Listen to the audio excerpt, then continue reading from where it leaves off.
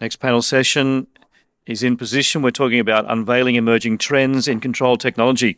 The landscape of control room technology is evolving rapidly, driven by advancements in AI, of course, automation, and data visualization. From cutting-edge technologies to innovative concepts, dynamic changes are influencing the way we conceptualise and implement control room solutions.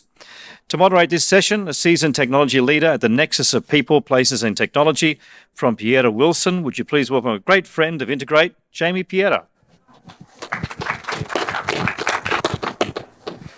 Thank you, everyone. Thanks for coming.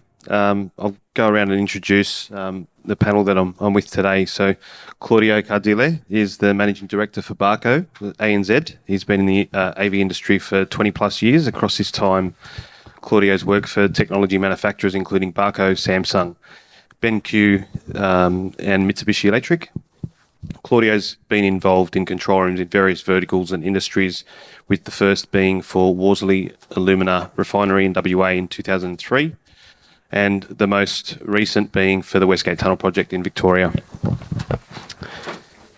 Derek is sitting next to him is a pre-sales design and integration engineer for Freedom Technology. His role is to design tailored hardware and software solutions and work closely with consultants, clients to deliver and vendor chains to deliver bespoke audio-visual technology solutions. Ross Clegg has been an employee of Fire and Rescue New South Wales for 23 years and has worked as an operator and supervisor within the communications branch for 15 years. This includes handling triple low calls, dispatch and the supervision of staff within communication centres, as well as training of operators for the Fire Rescue New South Wales communications rooms. And last but not least, Russell Ockenden is the Executive Director of Control Centres Australia. Created in 2011, CCA offers a human-centred participatory design team to integrate control centre ergonomics, human factor and built environment design. As an architect since 1976, Russell leads the Control Centre Ergonomic Human Factors and Built Environment Integration Design team in the delivery of more than 60 design projects to more than 50 Control Centre clients since 2000. So there's a lot of experience up on the stage today, and I'm very excited to have a vast array of experience across very important parts of what it is to deliver a control centre, an effective control centre, especially from the operator side, which I think is quite important. Just want to get a show of hands from the audience so I can better tailor the discussion. Who here is more on the end user side, operator side, or managing these spaces? Okay, so it's about, and then on the other side of things, design, consulting, engineering, delivery. Okay, so it's a pretty fair split. Awesome. Okay, so we'll keep that in mind as we go through. So first talking point is how the control room, how has its control room technology landscape evolved over the past few years, and what are the most significant advancements and key innovations you've observed in the control room solutions recently? So as one of the key manufacturers, Claude, in the space, I want to point that to you because Barco are doing some cool things. Okay, I'm going to break the ice. Look, probably if you look at the extended control room existence, it's seen it more from digitizing, wallboards and I suppose displaying of critical sensors and so forth to a much more user-focused scenario. Whereas, a wallboard would be there just for the cliche of it being up on the front and center. To now where there's actually engagement with the operators, that they're utilising not just the equipment in front of them, but utilising it to, really have a high awareness in a situation. What's grown is certainly that collaboration requirement. If you think of where control room operates, there's an element around obviously saving lives. There's an element around efficiencies. And I think the control rooms have evolved to the point now, even the term control room, we like to call them insight rooms, really, because it provides a window. If you look at what they're doing, what they're bringing together, it's bringing information, people, technology with a single purpose. So it's evolved rapidly. I think the complexities have certainly arisen. There's a hell of a lot more data that operators need to address. From our own research, the stress levels have certainly increased, that's for sure. Maybe from an integration perspective? Yeah, I'll leave the speeds and feeds of Claudio and Barco, providing bigger screens at high resolution, to talk about that. But I think from an integration point of view, it's certainly changed. There's less hardware now to actually, to physically install. Things have moved to the cloud. A lot of the data feeds now over IP network. We don't have the traditional AV, video cable and signaling that we used to, had 5-10 years ago. So, the introduction of, IoT devices and things like that, the integration has become less but more complex, I think, in terms of actually getting everything working. And Ross, what are you seeing in your space, obviously, running a control room? Yeah. Thank you. From my point of view, listening to what these two guys have just said, the biggest thing that sticks out for us from a human factors and control room design point of view is the complexity that everybody's having to deal with. We have humans in these spaces, and we have to understand that those humans are going to have to be effective in those spaces. So whilst we admire and acknowledge the technology, firstly, we've got to make sure that that technology is designed to fit the humans, that the humans aren't expected to adapt to the technology, that they aren't given too many toys and too many flashbangs to bamboozle them. They're there to do a job, and they have to do that job to the most effective way they can. And if the technology is supporting that, if the video presentations are supporting that, then the humans are going to be more effective in their job. So that's basically where we come from, is keeping an eye on having people like this team feeding into our knowledge and feeding into our work so that we can just help that process through to the human at the end of the day. Which is so critical, and that's something that we're heavily focused on from a design perspective as well. So, yeah, it's people first and technology second, I like to say. And Ross, yourself on the control side, actually, in a control centre yourself, have there been any advancements, and what are you seeing yourself? So, from a visual point of view, we're not seeing a lot of advancement as yet. We use the visual boards as an indicator of what's happening. We can also use camera feeds and things like that. Like, we will actually look at camera feeds coming into us and change our response to suit what's occurring at the time. As for data coming in, we're seeing a great deal more data, as you said. It's coming in via the CLI or the caller interface that we have from Telstra, and it's coming in a number of ways. So there is an increase there, which obviously helps the operators in getting a better response, a more efficient response, and a more accurate response as well. The wall board that you speak of, we certainly had one of our own, which was basically just there for show, and now we are using it more and more, especially with what we have a dynamic coverage tool, which gives us an instant view of what's happening out there with our trucks, and we can adjust everything from that with our response, our coverage, and making sure we've got the right trucks in the right place at the right time. Can I ask, while we're on that, it wouldn't be a tech talk without discussion on AI, so I want to bring AI into it now, and we'll tick that box and then we'll move on. Are you seeing anything, any automation or artificial intelligence creeping into your space yet? We're not seeing a lot of AI come in. The most we really see of the AI is crash detection. So it's coming direct from the vehicles. And we could see an improvement in that, I believe, with so many wearable devices. They could send us vitals. And there's no reason we couldn't get those vitals. And it gives us an idea of what's going on at the incident. And I'm sure that won't be too far away. Like, at the moment, we just get where it's happened. We don't know what's happened. We don't know who's involved or anything like that. But if the vitals come through to us, that'll give us a great clue, especially for the ambos. It's going to give them so much. Like, there's no reason we can't get pulse respirations. If we can just get that, that's going to tell you so much of what's occurring out there at the incident. And we can up the response or, maybe even bring it down.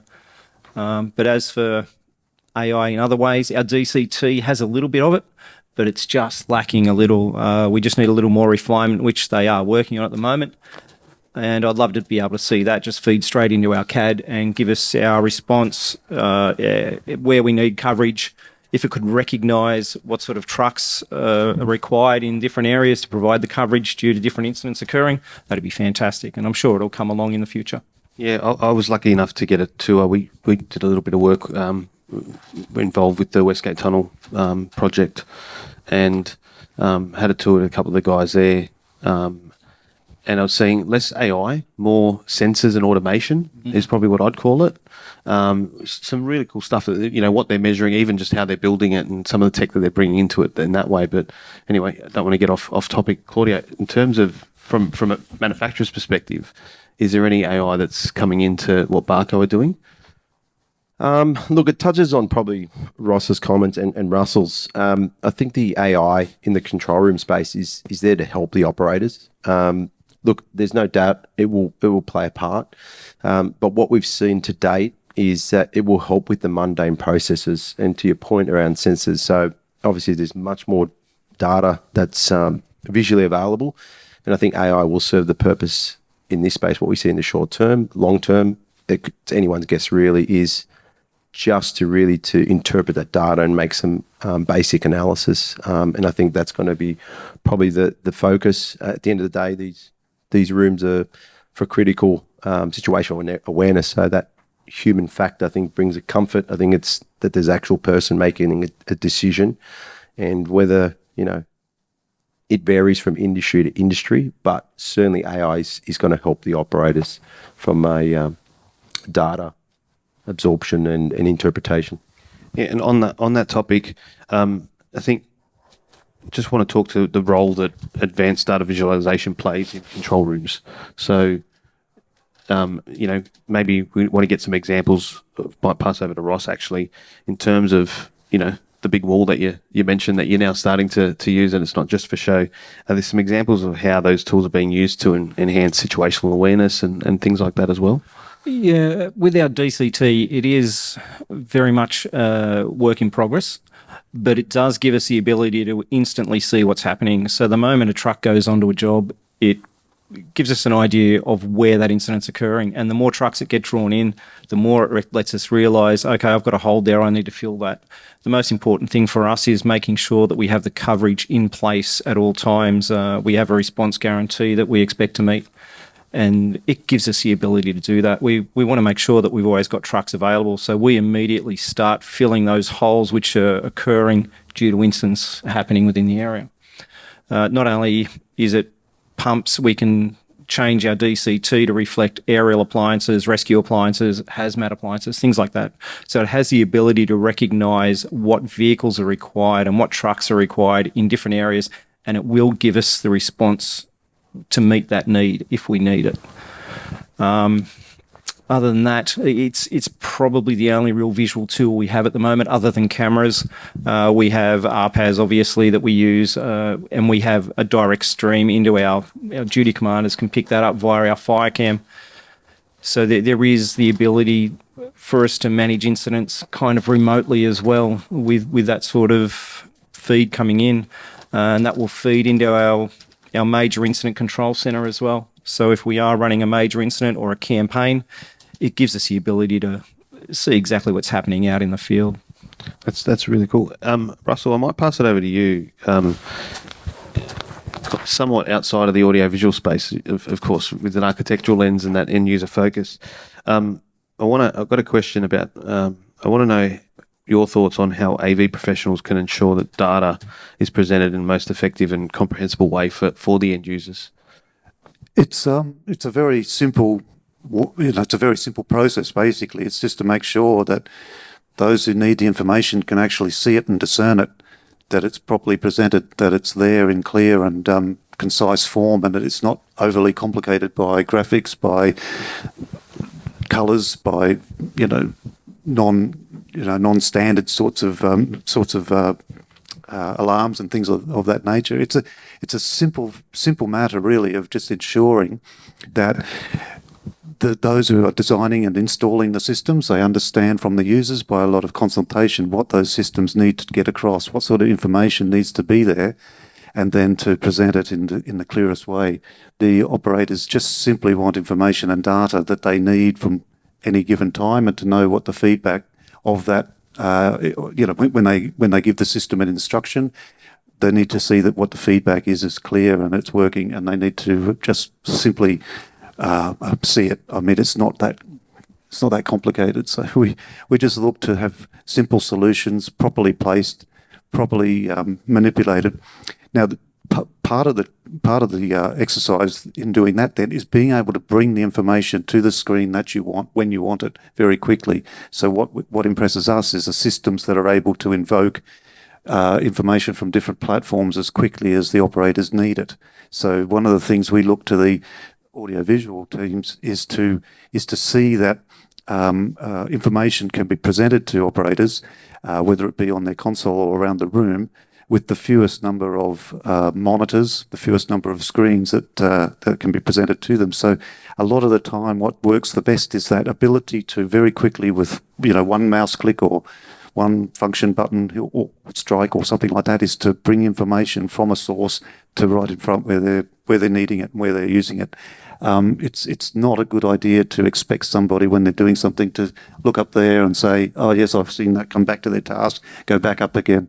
It's really important that we have systems that we can invoke that information right there in front of the operator where they can use it most effectively.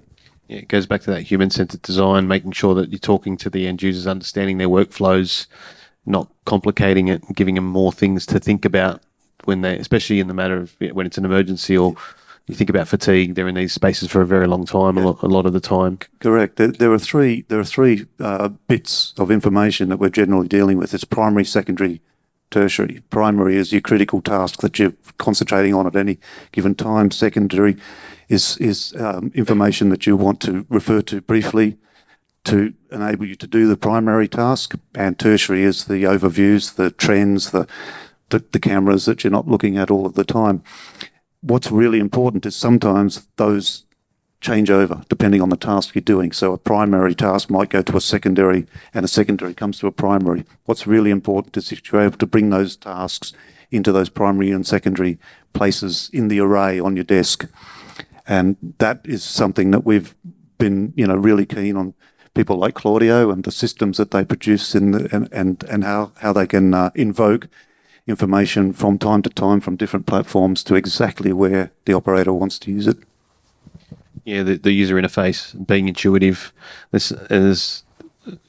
Barco's a good example of that, where you can actually have a lot of the customization side of things. So for the operators themselves, as well as the large wall, the oversight wall as well. So yeah. Having said that, I have to assure everybody I'm technology agnostic.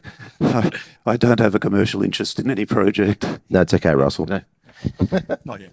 Yeah, no. Okay, so in terms of improving operator efficiency and comfort, is there anything that I'm going to throw it to? Put your hand up. Anyone want to jump in? Are there any key innovations that you guys are seeing to enhance comfort and efficiency in these spaces? Be attentive to your human operators. Understand them, get to know them, work in workshops with them. Don't come up with solutions before you've talked to a human in the operating interface. The worst thing I think that we've seen over the years, and as we were introduced, we've been doing this since 2000. The worst thing we come across is an architect who walks into the room with a couple of options and says, "Here, what do you think? This is what we've come up with. Give us your comments." And they haven't started a single moment of consultation or interactive workshopping with the users. So I can't emphasise that highly enough. The need to engage. Yeah, that's really important. We've just gone through a refurb of our communications rooms in Sydney and Newcastle, and our operators were involved in consultation right through with seating, monitors, the whole gamut of the hardware going in. And it's really important to involve your end user in that discussion, because they then have buy-in. I feel they have buy-in, they have ownership of it as well, rather than just being given, here's a seat, here's a desk, away you go. You take them on the journey. That's right, yeah. And that's what I've seen with our latest upgrade. The last one we had, there was very little consultation, and obviously things have changed. We've realised that you need to involve your employees and your staff in whatever you do to make sure that they are comfortable. And it's been a really good thing to go through with fire rescue with the upgrade that we've done, and I think everyone's pretty happy with the way it's come along. We've just got to finish it off now. Yeah, it's something to see work across multiple different industries, and it's something we see time and time again, is that people aren't talking to the end users, the people managing and supporting these spaces as well, having those conversations up front. And it's that change management piece and everything else that comes into it. Effectively, it reduces the return on investment for these organisations, right? They've got to rip out the technology, they've got to replace it with something else, they've got to buy new desks, whatever it may be. So it's a very important part of any project, especially when it's a transformational kind of project.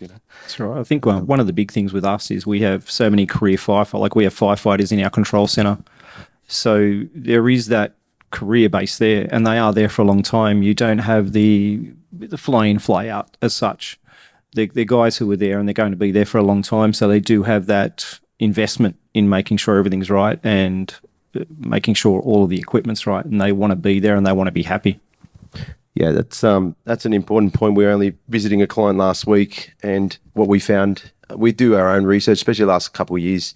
Again, looking at the operator, what are they wanting?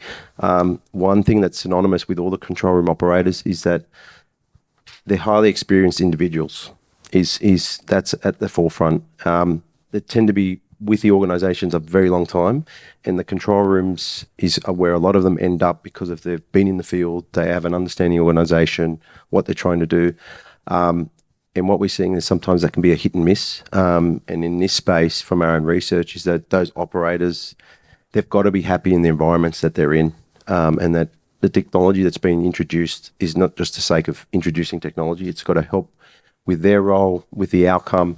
And I think the workshops that we've seen is a big disparity between control rooms that have been involving all the different, I suppose, stakeholders, and not just considering it's just the technology, the location, has had a dramatic difference in terms of the outcome. But the important piece is that there's not a lot of experienced people for control rooms. So if those people are unhappy, they go elsewhere. It takes a long time. I'm sure those that are in the room that are control room operators, it takes several years to get these individuals trained up.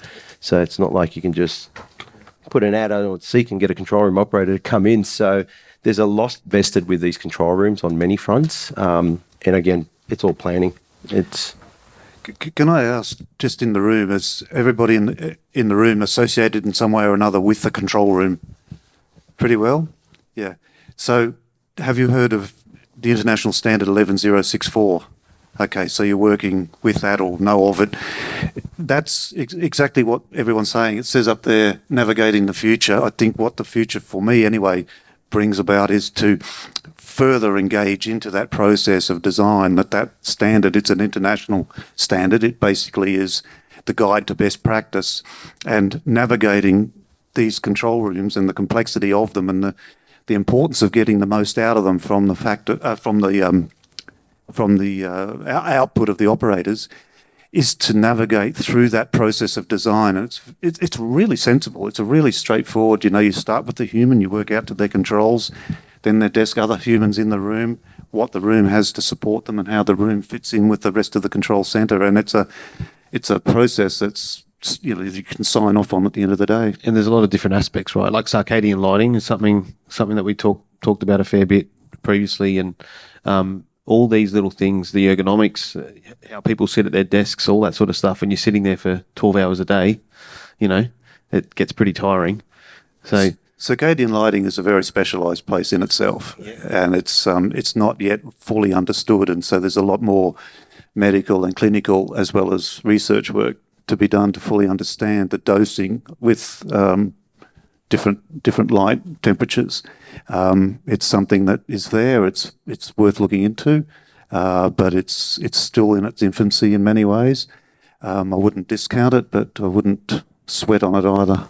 Yeah, it's the whole. I guess it's the point I was getting to was more about it's the holistic space that people are actually working in, living in. Right, you're spending that much time in at these desks, looking at these screens, doing all that sort of stuff. You want to have the best possible environment, and back it up with health and well-being. Like every individual in that 12-hour shift. 12-hour shift is an awful way to work. It's an awful lifestyle, and especially if it's on a sliding shift or it's on a cycling shift, it's an awful lifestyle. So you really have got to back up your operators or anybody who's on your 12-hour shift with a proper fatigue management plan. And a lot of things will come into that fatigue management plan, not just lighting and not just rest and sleep and everything, but none of those things should be taken in isolation. The fatigue management plan is just a vital part of any control room team's, regime.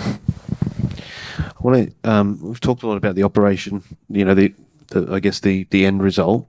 Derek, Mr. Integrator.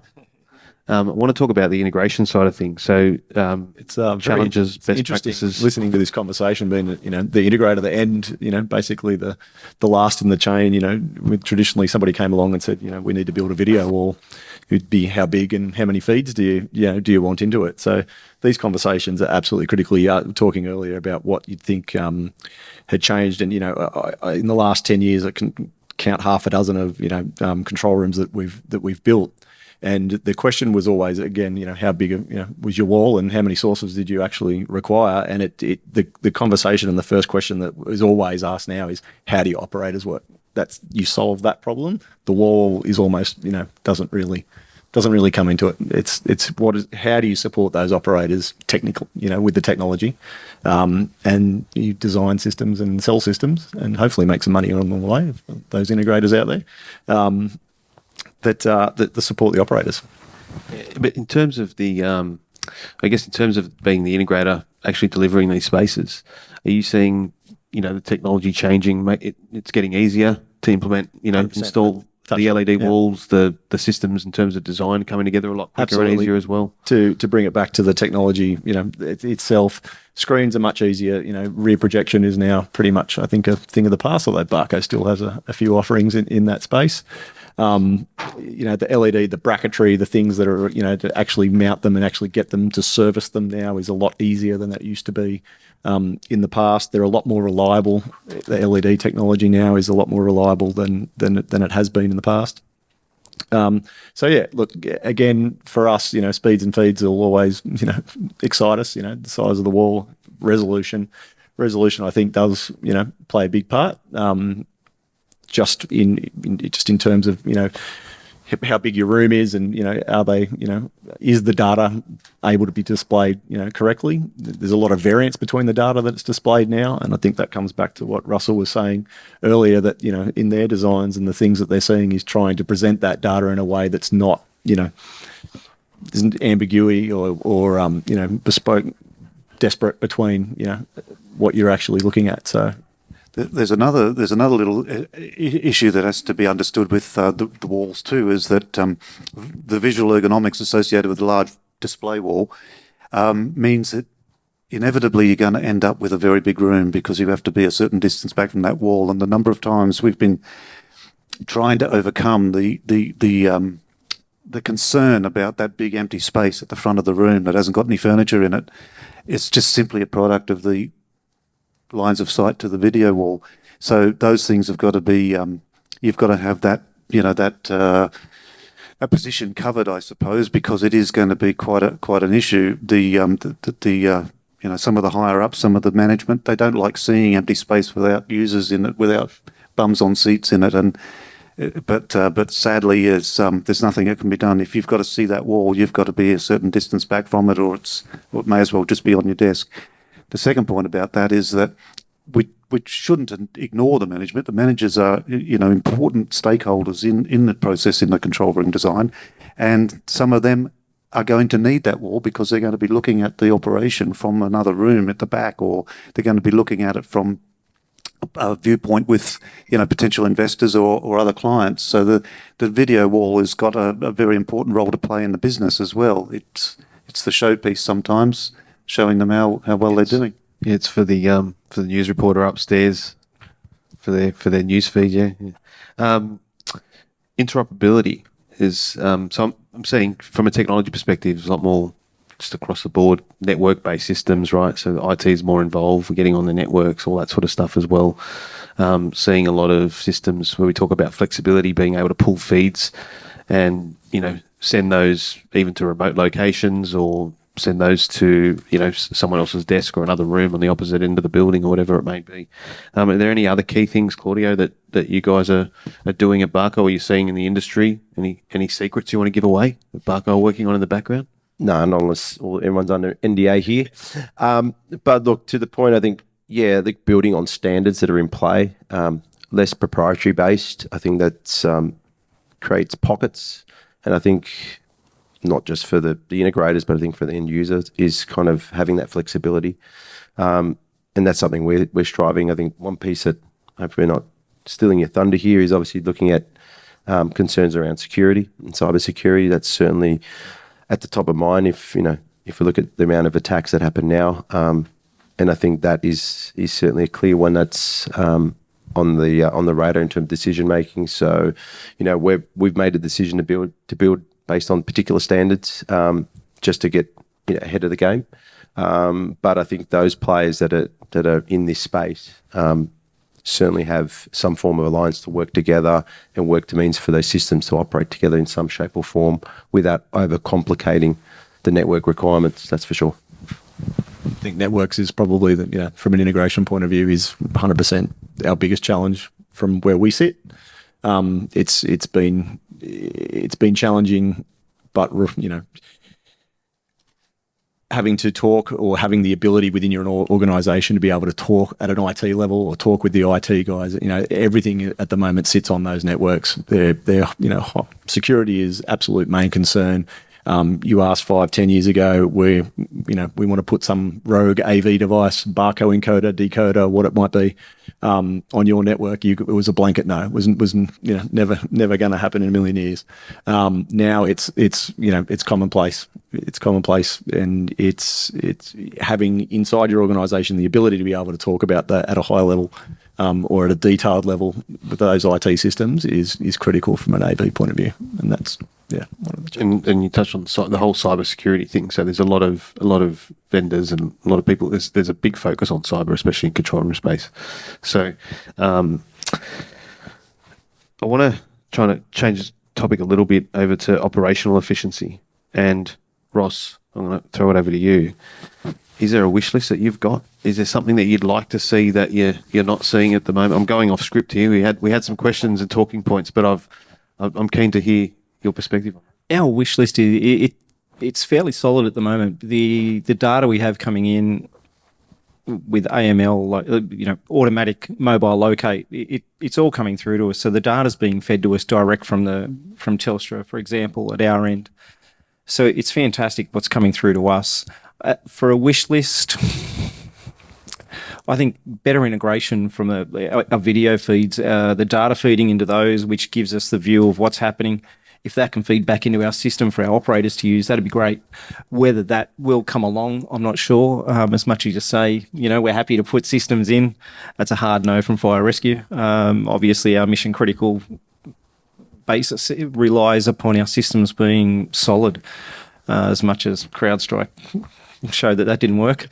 But there is our wish list. We see technology coming through at us pretty quickly. Like I said, with the automatic crash detection, the AML, it's very basic. I think you said it best, Russell. We want it simple. We want the data to be there. We want it to be reliable, and we want to be able to use it quickly and easily at the end user. And as long as we've got that, that's as for a wish list, I'd love to see that. There are more feeds available to us, especially for the EMBOs. I think they would love to see that, like I said, about the wearable devices coming through. And eventually, I'm sure it will come. But there's not much of a wish list from us. We see good data coming to us. We are a very basic, we get the trucks on the road, we get them there. And that's the most important things for us. As long as we've got a solid hit, we've got solid technology coming into us. Reliable, that's exactly it. As long as we can find our incident where we have to be, that's what we need. We are improving our technology from our aerial feeds. That's really important to us because it does give us that ability to see what's going on at the incident from our control room. It does give us the ability then to run the incident far better from our control room. As much as we have our incident controller on the ground, you still are managing the incident from the control room because you are in charge of what's going on out there. You're, feeding them what they need. But if we can see what's going on, that's really important to us. So if we get a better feed coming to us from the field, that'd be fantastic. Who operates a simulator in their control room? Anybody? So those of you who are in a control room or managing a control room or supporting or having resort to a control room, how do you bring on new technology or new operating systems? How about fire and rescue? Yeah, look, we don't have any simulator whatsoever. We rely on our techs are fantastic. I truly believe fire rescue have the best techs in the business. With CrowdStrike, for example, our techs got our systems up and rolling before the others, and thank goodness they did. But our techs give us really good stuff, and If they're the guys I worked with, they'd have a simulator down there. I don't know that there's such a thing as a simulator. We've got our systems that we will play with, user advanced testing, obviously, but that's just our systems that we're throwing things at and making sure everything's working. Yeah. I just raised the point because I think it's just one of those really important things to consider anyway, that you can have an offline simulator which tests out this new technology or tests out a new platform. It can even test out new video. We've had one client who had the unfortunate situation where their SCADA people were in a room about 3 rooms away down a corridor, and they had to keep running backwards and forwards to see if what they were testing on their system was actually manifesting on the wallboard in the control room, simply because they just didn't have an effective online simulator to be able to get a real picture of what was going on. So it's just one of those things I think it should be put in the back of everybody's minds, is considering the floor space and the technology to support a simulator. So you're not talking about remote or distributed control rooms. You're talking more about piloting and testing future technologies or future systems that are implemented, or in some cases it can be it can be a hot backup, or you have a backup and a main and backup, or you have 2 mains or whatever. It could just be one desk that might only be used for overflow or for outages or incident management. But nevertheless, it doesn't have to be a separate room. It just has to be a simulator. But it like can a otherwise sandpit environment. Correct. Yeah, and that's it. Like, we do have the sandpit environment, and prior to automatic mobile locate, so the moment you make a 000 call, we know where you are. And prior to that coming in, we were testing it for Telstra years ago. We were testing it years ago. So I'd actually drive out in the car, make a phone call, and we were seeing how it dumped, how it worked. And I was stunned that it took so long for the technology to actually come into the control centres. It was, to me, it was a technology which was vital and so accurate. It made no sense that it took so long to get to us. It should have been there years ago. And I know, like, it came in years ago, but it should have been years before that. Can I just ask yourself, Ross, are you seeing greater sharing of content between departments, police, fire, rescue? And is that gotten any easier? I've had the fortunate to have built a couple of police centres in my time recently, and I was amazed at how little that they actually were able to share between, just for police to pull a camera feed from Sydney Olympic Park, for example, was a multitude of phone calls to various departments to get them to send them that feed at that time. So is that something that you're seeing, would like to? That can be quite simple now. Yeah. So Okay. camera feeds we can just access. We have a login. We can access any camera in Sydney. We can control the camera. So those interagency things are available. We have inter-CAD systems, so we can message each other directly into each system. So we're getting information live, real time. The police are amazing. The police can send us too much at times, but the police actually can feed us information from the ground straight from their car. Our guys can't do that. It comes from our control centre, but there is the ability for all of our control centres to interact, and they are working on inter-CAD at the moment. So once inter-CAD comes, it will be that direct feed. So that is a technology which will be great when it gets here, because we will have access to each other's CAD systems. We will know exactly what's going on. You'll see any incident you want, and we'll be able to act on it very quickly. It's pretty exciting seeing some of the advancements of being able to bring multiple feeds in from. It's getting a lot easier to pull streams off the web and all that sort of stuff, and in a secure fashion as well. We're kind of on time, and I want to make sure we've got time for questions. I wanted to ask if there's any final thoughts or key takeaways, we'll jump straight to that last one. There's a good quote that you had, Claudio, the other day, so I'm not going to steal your thunder, but Go for it. well, I think it was a good point that you made, and we caught up before we obviously all got together for this talk, and a lot of our conversations kept coming back to, it's all about the end users, the people that are using these spaces, and Claudio pulled a quote from Peter Drucker. Said the major question regarding technology is not the technical but the human questions, and I thought that was very fitting for this talk and the industry as a whole. So, are there any final thoughts or key takeaways you guys want to point out before we throw it to the audience for questions? Yeah, over to the audience. Anyone got questions?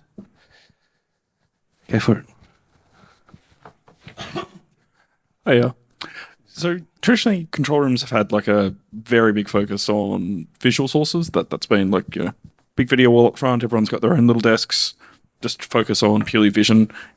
Do you see anything happening in terms of audio, particularly like noting like immersive audio being used in entertainment a lot more? Do you see applicability of that in that control environment, whether that's for getting like ambisonic audio from a site, so you've got more contextual awareness, or other things to augment what you're just seeing? Can I take that? Jump in. Look, my first reaction from a built environment and a human factors and ergonomics point of view is that noise is probably one of the biggest enemies in the control room. Uncontrolled noise, but noise that's coming from sources that aren't your source or aren't information or inputs that you're interested in. We find that to be probably one of the biggest issues we have to overcome, that together with lighting. And I would be really careful about what sort of audio environment you would want to introduce into a control room. The audio environment at the moment is alarms, radios, comms, people speaking. And so I think that, and we're constantly trying to bring about strategies and ideas that will keep the noise levels down. Everything from reducing the noise at source by various means, by reducing the number of alarms, doing an alarm rationalization so that you can bring the alarm numbers down, using little devices that just measure the noise in the room and they turn red, which sort of prompts people to maybe think about talking more quietly. Taking communications offline or into a huddle room or something like that. So introducing an audio environment, I think I'd look at it obviously very carefully and see what the benefits are and what it's actually achieving. But we're constantly being asked, deal with the noise, please. Have you got a thought in mind of what your audio environment might? No, more just curiosity. So not even just for things which are like a live audio feed, more for other forms of getting information to people in that environment. So would that be a managed audio and spatialization of other info? Managed to the point of view that if every person in the room is needing and acting upon that same feed, fantastic. Like, for instance, they're listening to the Apollo 13 astronauts coming back into orbit. I mean, that's obviously what everybody in the room needs to hear, and they're all working to it. But if it's shared alarms or if it's shared radio noise, there is a thing called passive knowledge flow that we're all anxious to maintain. But we just have to be careful what it is and how it's being generated and whether everybody in the room needs it. Well, it's a good question because we've been deploying control room systems for many, many years. And that question on audio, part of our solution, we have an audio node module as well, which has only come into play in the last couple of years. But to Russell's point, it's got to be specific and for a particular purpose. We have seen with the uptake of, obviously, with video conferencing over the last couple of years, that's come into play as a request, and then control at the operator level. I think there's an element there. They still need an audio function. I think critical comms is still quite separate. Ross, is that be a fair assumption? And that crossover, I think there's a comfort level where audio and the two come together with the visual in a control room. There is, for our operators, everything basically gets shut down. If you're taking a call, if you're taking a radio message, anything like that, all audio ceases. So it is just the one focus that you have, and that is the way it has to be, in my opinion. I can't imagine having audio feeds coming in which taking away from your interest of the focus of what you actually need to be concentrating on and your mission critical space. So that's far more important. It's hard enough at my desk when I've got, other people in the office, mate. So yeah, I couldn't imagine what it'd be like for trying to operate critical space. Yeah. Are there any more questions?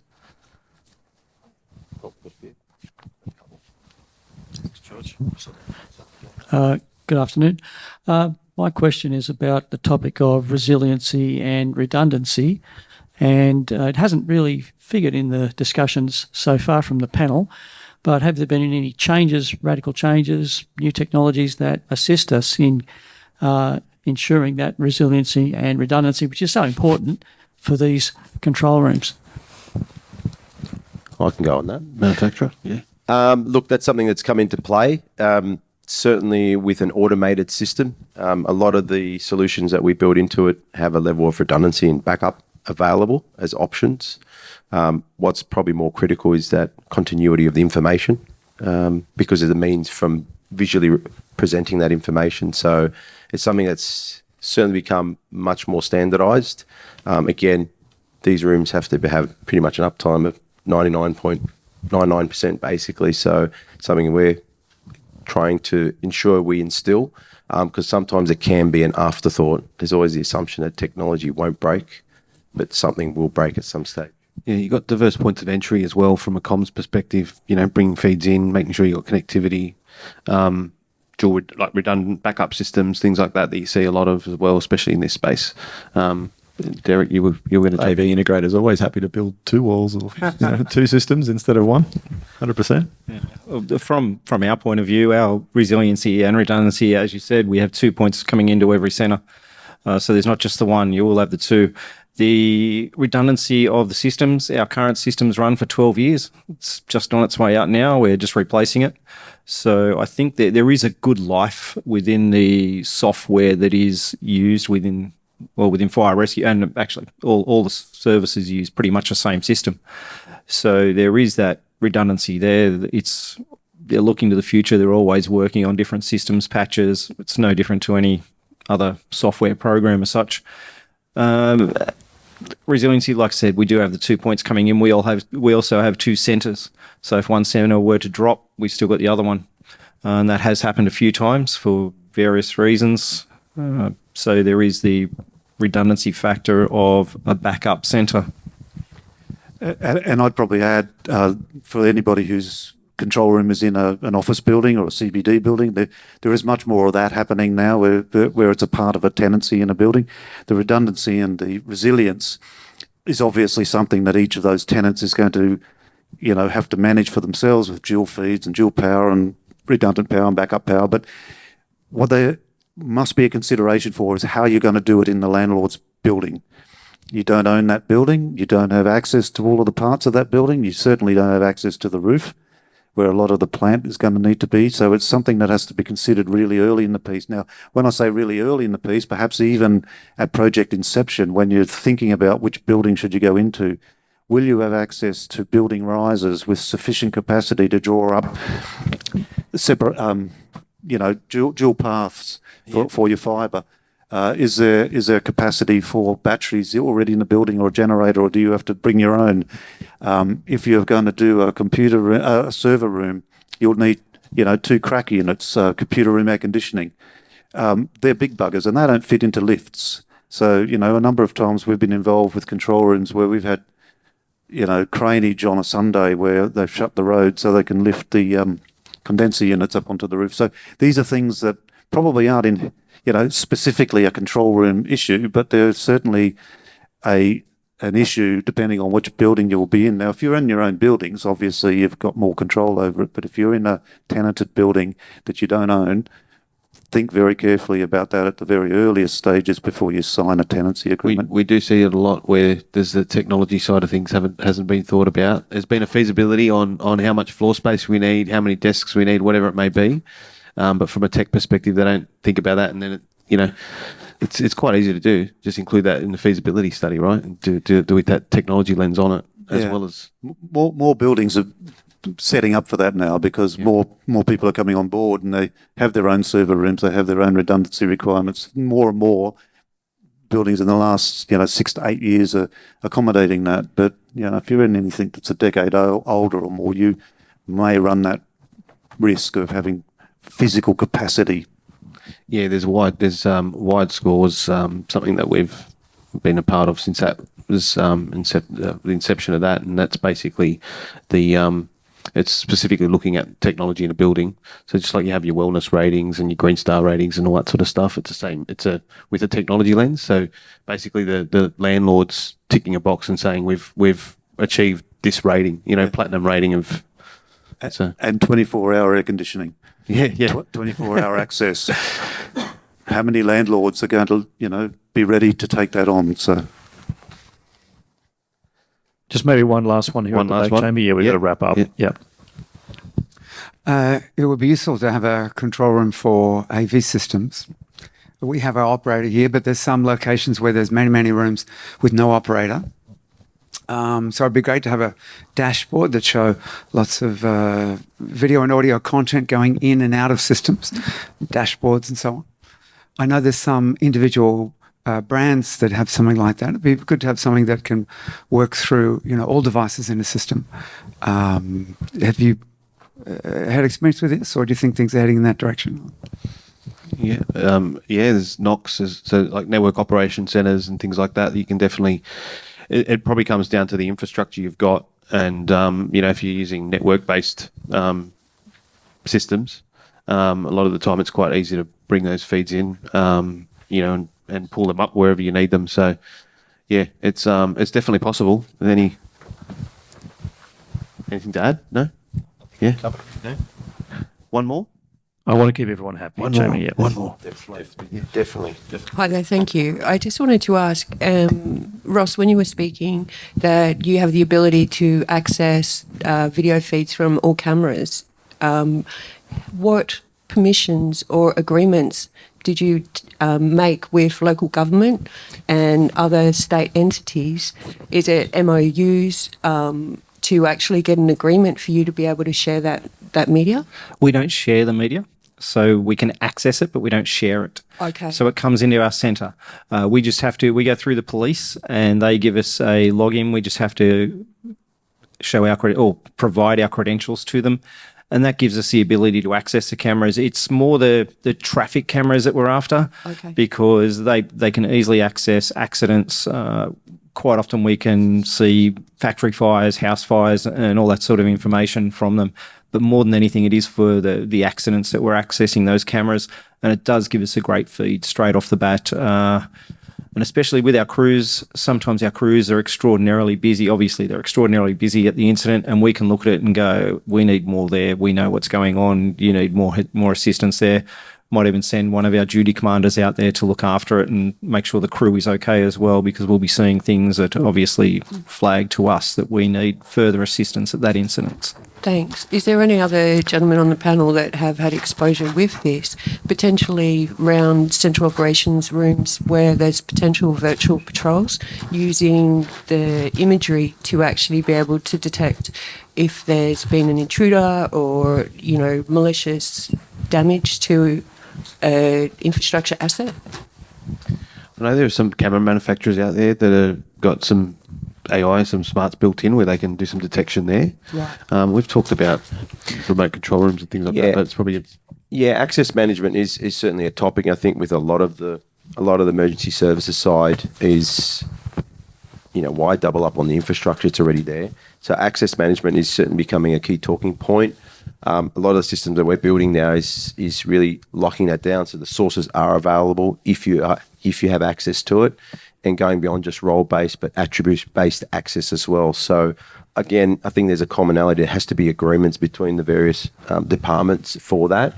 But look, I think it's something where there's no point setting up multiple sources, because realistically, if they're already there in place, to your point, Ross, it's just access only, and then maybe some breakdown on what can be accessed. Obviously, there's going to be some more sensitive sources than others, but yeah, look, it's certainly a topic that's been talked about now, especially in emergency services. Yeah, and don't be mistaken, it's only our control centre that has access to that. It's not the stations or anything like that. It's literally our control centre. Yep. I was talking to a couple of people last week that have just done this. So Yeah, definitely. I think that's it. Thank you. Hope you all enjoyed it. Thank you very much to the panel. Thank you very much, Jamie. Good chat, that one, folks. Thank you so much.